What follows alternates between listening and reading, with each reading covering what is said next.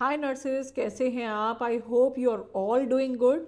और बहुत ज़ोरों शोरों से तैयारी हो रही होगी एनक्लेक्स आरएन की, रेक्स पीएन की, maybe not set DHA CBT.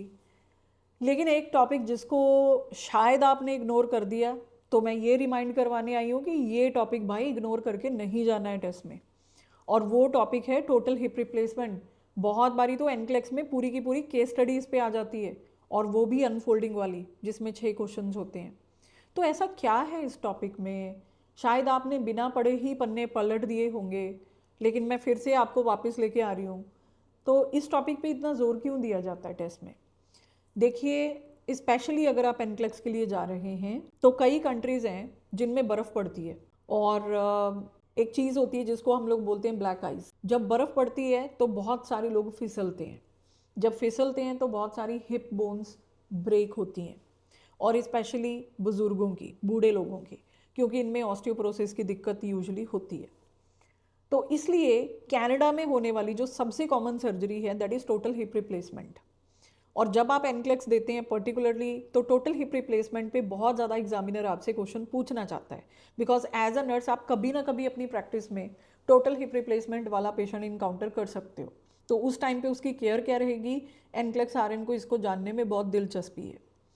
Total hip replacement हम तब करते हैं जब पेल्विस में हमारी जो फीमर बोन का हेड होता है, फीमोरल हेड होता है, जो कि एस्टाबुलम में फिट होता है, वो हेड में फ्रैक्चर हो जाए। अब ये क्योंकि एस्टाबुलम के अंदर फिट है फीमर बोन, तो जो इंट्रा कैप्सुलर फ्रैक्चर है वो अपने आप हील नहीं हो सकता।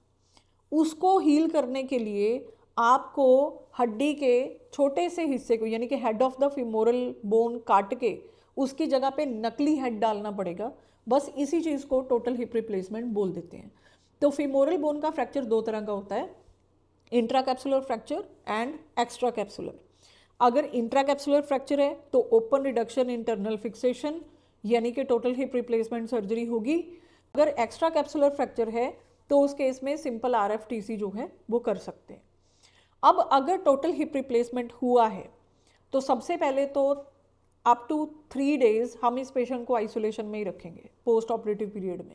जिस दिन ये सर्जरी होती है तो पोस्ट ऑपरेटिव रूम में ये पेशेंट आता है, तो we have to monitor our patient for post operative delirium. ये जो पोस्ट ऑपरेटिव डिलीरियम है ना, ये एक काफ़ी कॉमन कॉम्प्लिकेशन है अमंग दोज पीपल जो टोटल हिप रिप्लेसमेंट सर्जरी में जाते हैं। अब ऐसा क्या है कि टोटल हिप रिप्लेसमेंट सर्जरी के बाद ही पोस्ट ऑपरेटिव डिलीरियम होता है? नहीं, ऐसा नहीं है। ये इसलिए हम हाईलाइट कर रहे हैं क्योंकि ज़्यादातर बूढ़े लोगों में टोटल हिप रिप्लेसमेंट होता है, क्योंकि पोस्ट ऑपरेटिव डिलीरियम एक ऐसी कंडीशन है जिसमें इंसान को ये याद नहीं रहता है कि वो कहाँ पे है, क्यों है, और वो खुद कौन है। मतलब टाइम, पर्सन, प्लेस, सबकी डिसोरिएंटेशन हो जाती है।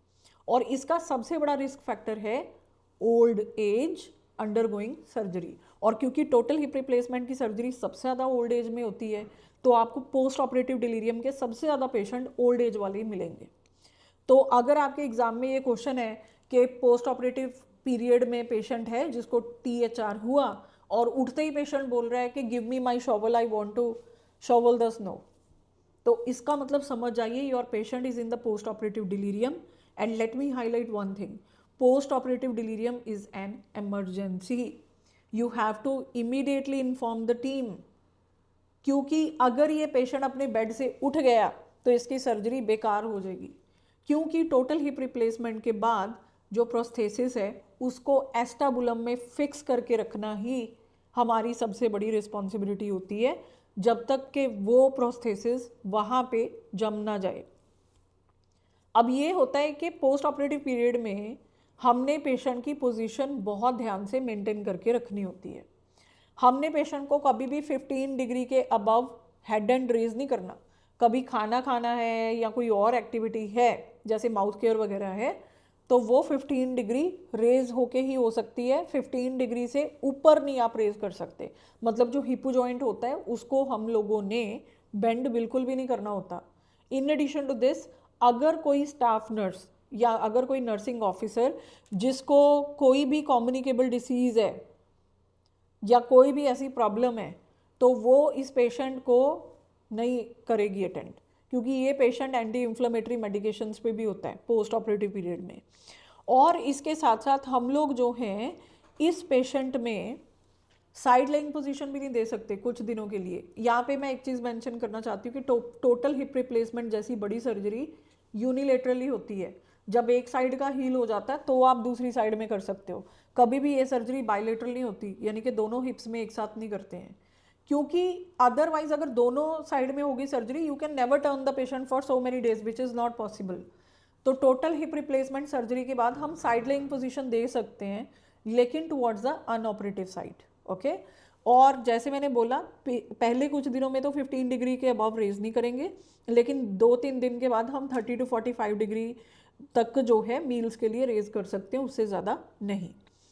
इसमें कभी भी आपको ये क्वेश्चन नहीं आएगा कि हम पेशेंट को कितने दिनों में एम्बुलेट कर सकते हैं, क्योंकि इसकी एम्बुलेशन टोटली डिपेंड करती है पेशेंट की रिकवरी पे। जब भी डॉक्टर प्रिस्क्राइब करेगा तब पेशेंट एम्बुलेट करेगा, और ग्रेजुअल वेट बीरिंग होती है इसमें। मतलब ऐसा नहीं है कि एक ही दिन में आप पेशेंट को खड़ा करके मतलब दौड़ाने लग जाओगे, it is not like that. और इसके साथ साथ हम लोगों ने कभी भी पेशेंट को वॉशरूम लेके जाना है या कुछ भी, there is a particular technique of getting your patient of the bed.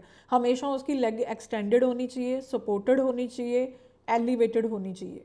And during while on the bed एक चीज़ हमेशा याद रखें, हमेशा टोटल हिप रिप्लेसमेंट वाले पेशेंट की लेग्स में हम लोग एबडक्शन मेंटेन करके रखते हैं। एबडक्शन का मतलब होता है जब आप एक्सट्रीमिटी को बॉडी से दूर लेके जाते हो। एडक्शन का मतलब होता है when you are taking your extremities towards the body.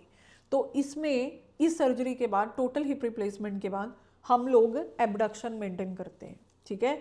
तो आपने अपने एग्जाम में याद रखना है कि पेशेंट की 2 लेग्स के बीच में हम लोग पिल्लो प्लेस करेंगे। ये चीज़ जो है ये हमेशा आप लोगों ने एग्जाम में याद रखनी है।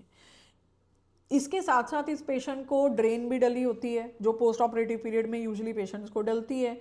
तो हम लोग ड्रेनेज का अमाउंट, कलर, कंसिस्टेंसी सब चेक करेंगे। अगर हमें लगा कि ब्राइट रेड ब्लीडिंग आ रही है या बरगंडी ब्लीड आ रही है, इमीडिएटली डॉक्टर को इन्फॉर्म करेंगे। प्रोफ्यूज अमाउंट आ रहा है जो कि नहीं आना चाहिए, अगर ऐसा कुछ हो रहा है हम डॉक्टर को इन्फॉर्म करेंगे।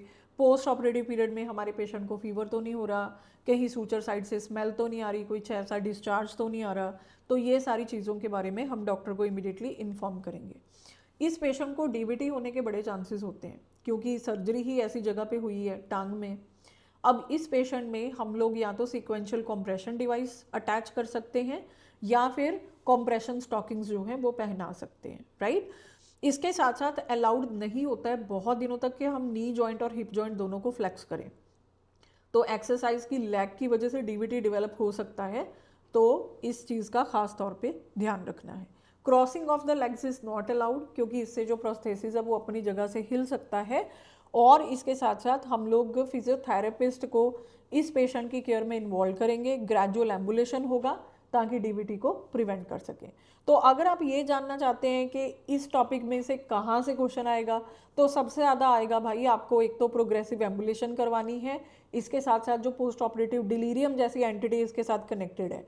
मुझे जो क्वेश्चन आया था वो ऐसे आया था कि एक पेशेंट है जिसको कि पोस्ट ऑपरेटिव डिलीरियम है, एज अ नर्स आप क्या समझते हो कि कौन सा सबसे बड़ा रिस्क फैक्टर है? तो they have given me the option के ओल्ड एज है या पोस्ट ऑपरेटिव स्टेट है या एनेस्थेटिक मेडिकेशन है, प्री एग्जिस्टिंग साइकेट्रिक इलनेस है। तो उसमें सबसे सही वाला जो आंसर था दैट वाज ओल्ड एज, क्योंकि कोई ओल्ड एज पर्सन ओटी में जाता है, एनेस्थेटिक मेडिकेशन लगती हैं, तो बहुत ज़्यादा चांसेस हैं कि पोस्ट ऑपरेटिव पीरियड में डिलीरियम में जाएगा। और जब ऐसा होता है तो फिर पेशेंट को सेडेटिव्स जो हैं वो दिए जाते हैं। तो देखा आपने कैसे THR आपके लिए केक वॉक बन गया है ना। तो अगर ऐसे ही टॉपिक्स आपको इतनी ही सरल भाषा में सीखने हैं तो नवकिरण नर्सिंग क्लासेस को सब्सक्राइब कर लो। हम इंस्टाग्राम पे भी हैं, वहाँ पे आप हमें फॉलो कर सकते हो। अगर आपकी कंट्री में टिकटॉक चलता है तो वहाँ पे भी हमें फॉलो करो, हमारी शॉर्ट वीडियोस वहाँ पे आती रहती हैं। अब मैं कर रही हूँ पैकअप और मिलती हूँ आपको नेक्स्ट वीडियो में। Thank you so much nurses, take care.